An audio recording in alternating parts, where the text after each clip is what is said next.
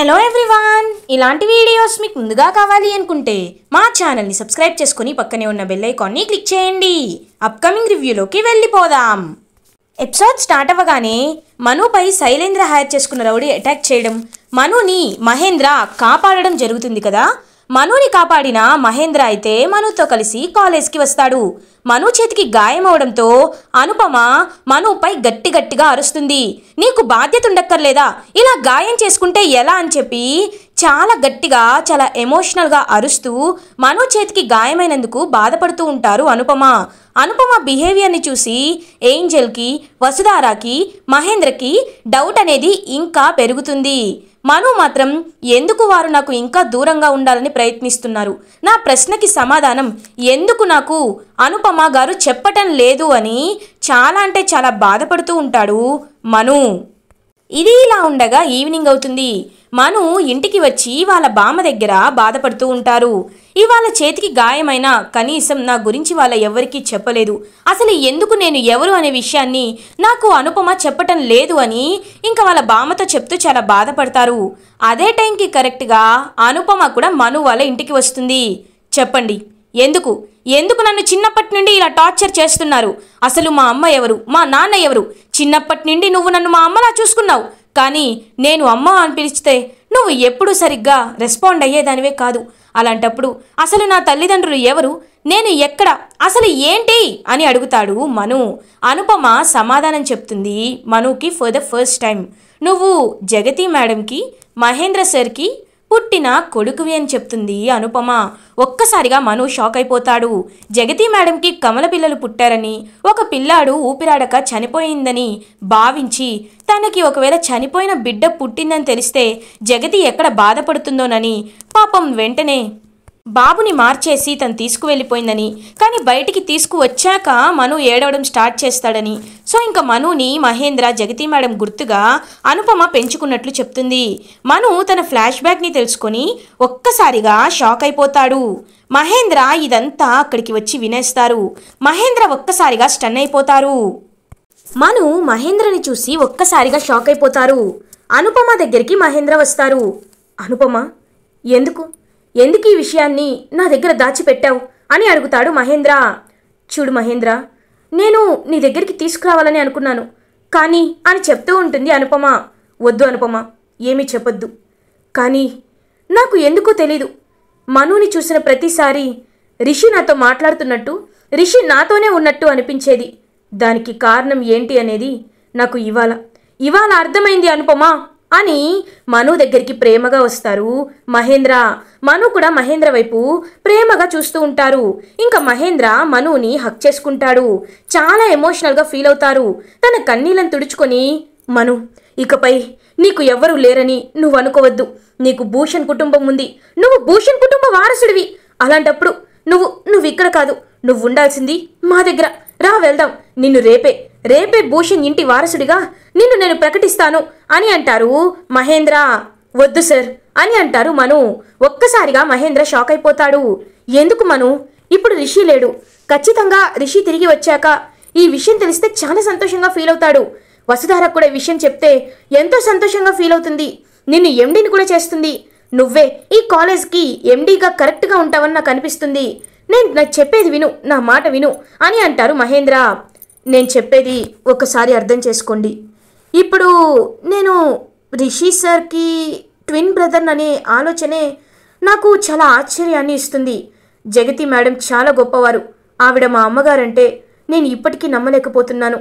ఒకవేళ నిజంగా మీరు నమ్మి నేను భూషణ్ ఇంటి వారసుడిగా మీరు ప్రకటిస్తే అందరూ ఊరుకుంటారని మీరు ఎందుకు అనుకుంటున్నారు? అలా అస్సలు జరగదు. ఎందుకంటే శైలేంద్ర, దేవయాని మేడం వీళ్ళందరూ ఎప్పుడెప్పుడు వసుధారా మేడం దొరుకుతారా, ఎప్పుడెప్పుడు వారిని చిత్రహింసలు పెడదామా అని ఎదురు చూస్తూ ఉన్నారు. అలాంటి టైంలో ఈ విషయం తెలిస్తే కావాలనే ఇదంతా చేస్తున్నారని, కావాలనే ఇలాంటి పుకార్లు సృష్టించి ఏమీ జరగకుండా మనుని కావాలనే ఇలా చేస్తున్నారని అందరిలో వాళ్ళు పుకార్లు సృష్టిస్తారు. అది మాత్రమే కాదు, నేను ఎప్పుడూ పదవిపై ఆశపడలేదు కాబట్టి నేను కేవలం వసుధారా మేడంకి ఒక రక్షణ కవచంగా ఉంటాను. కానీ మీ ఇంటి పేరు కానీ, మీ కుటుంబ గౌరవం కానీ, భూషణ్ ఇంటి స్థాయి కానీ నాకు అక్కర్లేదు అని చెప్తాడు మను. ఇంకా మనుని చూసి చాలా ఎమోషనల్గా ఫీల్ అవుతుంది అనుపమ. ఈ నిజాన్ని వసుధారా మేడంకి కానీ ఇంకెవరికి కానీ తెలిసేలా చేయకండి సార్. ఈ విషయం ఎవరికీ తెలియకూడదు. మనం కేవలం ఒక పరిచయం లేని వ్యక్తుల్లా మాత్రమే ఉండాలి. రిషి సార్ వచ్చాక మాత్రమే ఈ నిజం అందరికీ తెలియాలి అని అంటారు మను. ఇంకా అనుపమ మనుని హక్ చేసుకుంటుంది. నాన్న, చిన్నప్పటి నుండి నిన్ను నేను కన్న తల్లిలాగే పెంచాను. కన్న తల్లి ప్రేమని పంచాను. కానీ నువ్వు ఇంత గొప్పవాడిగా ఎదుగుతావని, మనుషుల్ని ఇంత బాగా అర్థం చేసుకుంటావని నేను ఏ రోజు అనుకోలేదు అని అనుపమ చాలా ఎమోషనల్గా ఫీల్ అవుతుంది. చూడమ్మా, జగతి మేడం నాకు జన్మనివ్వచ్చు, కానీ నువ్వు నాకు జీవితాన్ని ఇచ్చావు. నా దృష్టిలో నువ్వే మా అమ్మవి అని ఎమోషనల్గా ఫీల్ అవుతారు మను.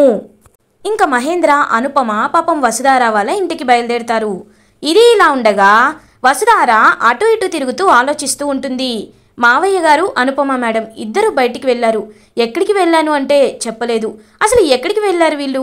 ఫోన్ కూడా లిఫ్ట్ చేయడం లేదు అని కంగారు పడుతూ ఉంటుంది. అదే టైంకి మహేంద్ర అండ్ అనుపమ ఇంటికి రీచ్ అవుతారు. మావయ్య, మేడం ఎక్కడికి వెళ్ళారు? చాలా లేట్ అయింది అని అడుగుతుంది వసుధార. ఏం లేదమ్మా, చిన్న పనుంటే చూసుకొని వచ్చామంతే అని ఇంకా తన రూమ్లోకి వెళ్ళిపోతారు మహేంద్ర. ఏమైంది మావయ్య గారు అలా ఉన్నారు? మేడం ఎక్కడికి వెళ్ళారు అని అడుగుతుంది. చెప్పాను కదా వసుధార, ఏమీ లేదు అని అనుపమ కూడా రూమ్లోకి వెళ్ళిపోతుంది. ఏమైంది వీళ్ళిద్దరికీ? ఒకే ప్లేస్కి వెళ్ళారా? ఏం జరిగింది అక్కడ? మావయ్య గారు ఇలా ఉండడం నేను ఎప్పుడూ చూడలేదు. ఎందుకని మావయ్య గారు ఇలా కంగారుగా ఇబ్బందిగా ఉన్నారు అని ఆలోచిస్తూ ఉంటుంది వసుధార. ఇది ఇలా ఉండగా మార్నింగ్ అవుతుంది. వసుధార, మహేంద్ర, అనుపమ కాలేజ్కి రీచ్ అవుతారు. ఇటు మను కూడా కాలేజ్కి రీచ్ అవుతాడు.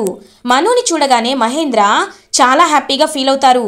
కానీ మను మాత్రం పాపం చెప్పొద్దు అన్నట్టు కవర్ చేస్తూ ఉంటాడు. వసుధార తన క్యాబిన్లో వర్క్ చేసుకుంటూ ఉంటారు. అనుపమ వసుధార దగ్గరికి వస్తుంది.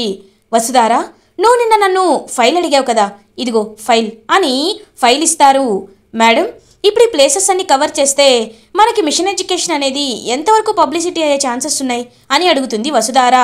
95% ఛాన్సెస్ ఉన్నాయి వసుధార అని చెప్తారు అనుపమ. ఓకే మేడం, నేను ఈ ఫీల్డ్ విజిట్ ఖచ్చితంగా చేయాలి అనుకుంటున్నాను. మీరు నాతో పాటు వస్తారా అని అడుగుతుంది వసుధార. అంటే నాకు ఇంకొంచెం వర్క్ ఉందమ్మా. మిషన్ ఎడ్యుకేషన్లో ఇంకా కొన్ని న్యూ ఇంప్రూవ్మెంట్స్ అనేవి వచ్చాయి కదా, వాటి కాస్ట్స్ అన్ని క్యాల్కులేట్ చేసిన తర్వాత నేను ఆ వర్క్లో చాలా బిజీగా ఉంటాను అని చెప్తారు అనుపమ. సరే మేడం, అయితే నేను మను గారు వెళ్ళి ఈ ఫీల్డ్స్ని విజిట్ చేస్తామని ఇంకా నిర్ణయం తీసుకుంటుంది వసుధార. అనుపమ కూడా హ్యాపీగా ఫీల్ అవుతుంది. ఇది ఇలా ఉండగా మను అండ్ వసుధార ఇద్దరూ కలిసి ఫీల్డ్ విజిట్స్కి అయితే బయలుదేరుతారు. ఇంకా బస్తీలో పిల్లలందరూ వాళ్ళు ఎదుర్కొంటున్న ప్రాబ్లమ్స్ ఏంటి, వాళ్ళకి ఎడ్యుకేషన్ ఏ లెవెల్ వరకు అందుతుంది, వాళ్ళకి అసలు నెక్స్ట్ స్టెప్ ఏం వేయాలి అనే విషయాలపై వసుధార అండ్ మను ఇద్దరు సర్వేనైతే కండక్ట్ చేయడం జరుగుతుంది. అందులో కొంతమంది పిల్లలు పాపం చాలా బాధగా చెప్తూ ఉంటారు. మాకు రోజు స్కూల్కి వెళ్ళాలి అనిపిస్తుంది, కానీ మా అమ్మా నాన్న డబ్బులు సంపాదించమని మమ్మల్ని కూలి పనులకి పంపిస్తున్నారు. రిషి సార్ వచ్చాక మేము దగ్గరలో ఉండే స్కూల్స్కి వెళ్ళాలని అందరం నిర్ణయించుకున్నాం. కానీ రిషి సార్ మళ్ళీ కనిపించకుండా పోయేసరికి మిషన్ ఎడ్యుకేషన్ మళ్ళీ కింద పడిపోయింది.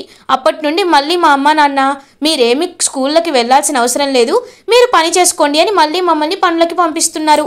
మా దగ్గర డబ్బులు లేకపోతే మేము స్కూల్కి వెళ్ళలేమంట అని పాపం చాలా బాధపడుతూ ఉంటారు స్టూడెంట్స్. మీరేమీ బాధపడద్దు, మీ పేరెంట్స్తో మేం మాట్లాడతామని ఇంకా మను అండ్ వసుధార ఇద్దరు ఆ స్టూడెంట్స్ పిల్లల పేరెంట్స్తో మాట్లాడి ఇంకా వాళ్ళైతే అంతా వాళ్ళు వెళ్ళడానికి సెట్ చేస్తూ ఉంటారు. ఇంకా వసుధారాకి అప్పుడే కొన్ని ఏరియాస్ అవన్నీ చూసి రిషినే గుర్తుకు వస్తూ ఉంటారు. ఇంకా అలా వసుధార అయితే చాలా హ్యాపీగా ఫీల్ అవుతుంది. మను వసుధారాని చూస్తూ, మేడం నాకు ఒక ఐడియా వచ్చింది. ఇప్పుడు మనం మిషన్ ఎడ్యుకేషన్ అంటే కేవలం స్కూల్ పిల్లలని మాత్రమే ఎందుకు అనుకోవచ్చు?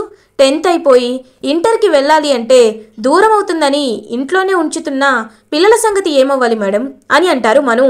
వసుధార ఆలోచనలో పడుతుంది. అంటే మీరు అనేది అని అంటుంది. అవును మేడం, మిషన్ ఎడ్యుకేషన్ అంటే కేవలం 10th లోపే మనం చూస్తున్నాం. పిల్లల్ని వాళ్ళ తల్లిదండ్రులు బడికి పంపించకపోతే వాళ్ళని మనం కన్విన్స్ చేసి స్కూల్కి పంపిస్తున్నాం. ఒకవేళ 10th వరకు స్కూల్లో చదువుకొని దాని తర్వాత వాళ్ళ తాహతకి తగదని వాళ్ళు మళ్ళీ వెళ్తే ఇంకా ఎక్కువ ఎక్కడ డబ్బులు పెట్టాల్సి వస్తుందోనని వాళ్ళ తల్లిదండ్రులు 10th వరకు చదివించి ఆపేయచ్చు కదా. ఇలాంటి వాళ్ళల్లో అబ్బాయిల కంటే అమ్మాయిల సంఖ్య చాలా ఎక్కువగా కనబడుతుంది.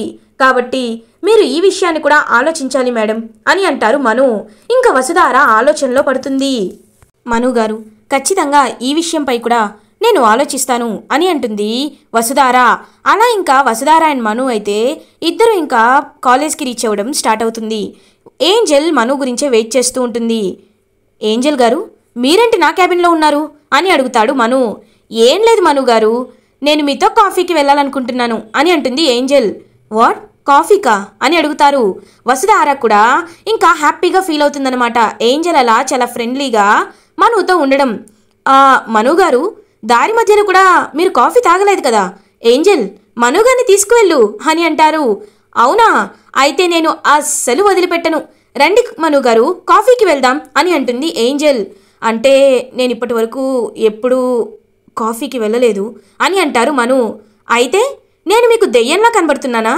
నేను మనిషినేనండి, నేను మీ ఫ్రెండ్నే అనుకోండి, రండి వెళ్దాం అని ఇంకా ఏంజెల్ అయితే మనుని కాఫీకి తీసుకువెళ్తుంది.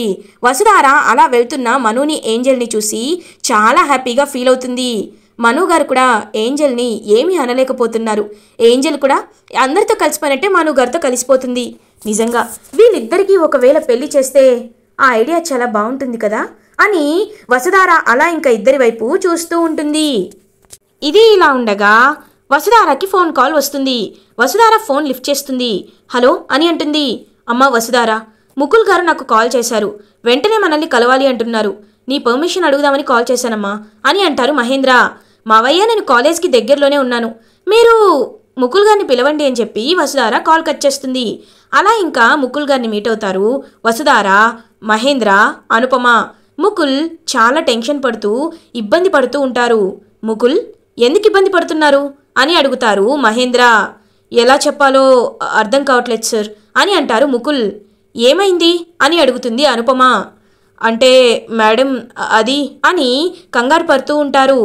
సార్, మీరేమి భయపడాల్సిన కంగారు పడాల్సిన అవసరం లేదు, ఏమైందో చెప్పండి సార్ అని అంటుంది వసుధార. మేడం, మేము మొన్న డిఎన్ఏ రిపోర్ట్స్ చెక్ చేశాం కదా, అవి ఫేక్ అని నిరూపించబడ్డాయి మేడం అని అంటారు. ఒక్కసారిగా హ్యాపీగా ఫీల్ అవుతుంది వసుధార. మహేంద్ర, అనుపమ కూడా చాలా హ్యాపీగా ఫీల్ అవుతారు. ఎందుకంటే సిమిలర్ కేసు వచ్చింది, ఆ విషయంలో కూడా మేము ఇలాగే చెక్ చేయడం జరిగింది. చెక్ చేస్తే వాళ్ళ డిఎన్ఏ మ్యాచ్ అయినట్టు వచ్చింది. కానీ నాకు డౌట్ వచ్చింది, అసలు వాళ్ళకి సంబంధమే లేకుండా డిఎన్ఏ ఎలా మ్యాచ్ అయింది అని. అప్పుడు అర్థమైంది ఆ మషీన్లోనే అక్కడనే తేడా ఉంది అని చెప్పి. సో ఇలా ఫ్లక్చుయేషన్స్ ద్వారా కొన్నిసార్లు టెక్నికల్ ప్రాబ్లమ్స్ ద్వారా డిఎన్ఏ రిపోర్ట్స్ అనేవి మ్యాచ్ అయినట్లు వస్తాయని మేము ఈ మధ్య కనుక్కోగలిగాం మేడం. రిషి సార్ ఆ డెడ్ బాడీ కాదని ఇప్పుడు మేము ఖచ్చితంగా చెప్తున్నాం అని అంటారు ముకుల్. వసుధార చాలా హ్యాపీగా ఫీల్ అవుతుంది. మహేంద్ర కూడా ఎంతో హ్యాపీగా ఫీల్ అవుతారు. ఈ విషయాన్ని మీరు ఎందుకంత కంగారు పడుతున్నారు అని అడుగుతారు మహేంద్ర. అది కాదు సార్, రిషి సార్ చనిపోయారని చెప్పి మేము మీకు ఖరాఖండిగా చెప్పాం, అందుకే మీరు మళ్ళీ ఈ విషయం చెప్పాలంటే మాకు కాస్త ఇబ్బందిగా అనిపిస్తుంది. మేడం, ఖచ్చితంగా రిషి సార్ ఎక్కడున్నారనే విషయాన్ని మేము కనిపెట్టి తీరుతాం మేడం. అది మాత్రమే కాదు, రీసెంట్గా భద్ర కూడా మా కస్టడీలోకి వచ్చాడు. వాడికి ఒకవేళ రిషి సార్ మాయమవడానికి కూడా ఏదైనా సంబంధం ఉందేమో అనేది మేము తెలుసుకుంటాం మేడం అని చెప్తారు ముకుల్. ఇంకా వసుధార చాలా అంటే చాలా హ్యాపీగా ఫీల్ అవుతుంది. ఇది ఇలా ఉండగా ఏంజెల్ అండ్ మను ఇద్దరు కాఫీకి వెళ్తారు కదా. ఇంకా అలా మను అయితే ఏంజెల్తో మాట్లాడుతూ కాఫీ తాగుతూ ఉంటారు. దూరం నుంచి ఒకరు గమనిస్తూ ఉంటారు మనుని. మనుకి చాలా విచిత్రంగా అనిపిస్తుంది, స్ట్రేంజ్ అండ్ అక్వర్డ్గా అనిపిస్తుంది. ఏంజెల్, ఒక్క నిమిషం, నేను ఇప్పుడే వస్తాను అని ఇంకా అతని దగ్గరికి వెళ్తాడు మను. అతను మనుని చూసిన వెంటనే ఇంకా పారిపోవాలి అనుకుంటాడు. రేయ్, ఎవర్రా నువ్వు అని అడుగుతారు మను. మనుకి ఇంక అతను ఒక లెటర్ ఇచ్చేసి అక్కడి నుండి వెళ్ళిపోతారు. రేయ్ రేయ్, ఎవరు వీడు అని ఇంకా లెటర్ చదవడం అయితే స్టార్ట్ చేస్తాడు మను. ఆ లెటర్ కవర్ పైన మను గారు, ఈ లెటర్ని వసుధారాకి ఇవ్వాలి అని రాసి ఉంటుంది. వసుధార మేడంకి లెటరా? అయితే డైరెక్ట్గా వసుధార మేడంకి ఇవ్వచ్చు కదా, నాకెందుకు అని ఇంకా లెటర్ని తీసుకొని అండ్ ఏంజెల్ని మాట్లాడి అలా ఇంకా వసుధార దగ్గరికి వెళ్తారనమాట మను. వసుధార ఇంకా తన వర్క్ చేసుకుంటూ ఉంటుంది. మేడం, మీకు ఒక లెటర్ అని అంటారు మను. ఏంటి సార్ ఇది అని అడుగుతుంది వసుధార. నాకు తెలియదు మేడం, ఏంజెల్ నేను కాఫీకి వెళ్ళినప్పుడు ఒకరు నన్ను సీక్రెట్గా గమనించడం నేను అబ్జర్వ్ చేశాను. నేను అతని దగ్గరికి వెళ్తే అతని లెటర్ ఇచ్చేసి వెళ్ళిపోయాడు. ఈ లెటర్ పైన వసుధార మేడంకి ఇవ్వండి అని ఉంది. కాబట్టి నేను మీకు ఇచ్చాను, చూడండి మేడం అని అంటారు మను. ఇంకా వసుధార ఆ లెటర్ తీసుకొని ఓపెన్ చేయడం స్టార్ట్ చేస్తుంది. ప్రియమైన వసుధార, నీ చూపులు శీతాకాలంలో సూర్యకిరణాల్లా ఉంటాయి. ఈ మాటలు ఎక్కడో విన్నట్టు ఉన్నాయా? నేనే రిషిని, నీ రిషిని. నిన్ను చూసి చాలా రోజులవుతుంది. నీతో మాట్లాడాలి అనిపిస్తుంది. కానీ నేనిప్పుడు నిన్ను అందుకోలేనంత దూరంగా ఉన్నాను. కానీ ఏదో ఒక రోజు ఖచ్చితంగా తిరిగి వస్తాను. ఇక్కడ ఉన్న సమస్యలు పూర్తయ్యాక నీ దగ్గరికి ఖచ్చితంగా వస్తాను అని నీ రిషి అని చెప్పి రిషి లెటర్ రాసి ఉంటుంది. ఒక్కసారిగా వసుధార షాక్ అయిపోతుంది. వసుధార చాలా హ్యాపీగా ఆ లెటర్ని చూస్తూ రిషి సార్ తనకి లెటర్ రాశారని తెలుసుకొని హ్యాపీగా ఫీల్ అవుతుంది వసుధార. ఇలా ఎపిసోడ్ ఎండ్ అవుతుంది. ఫర్దర్ ఎపిసోడ్ రివ్యూస్ ముందుగా మీకు కావాలి అనుకుంటే మా ఛానల్ని సబ్స్క్రైబ్ చేసుకోండి. Thanks for watching.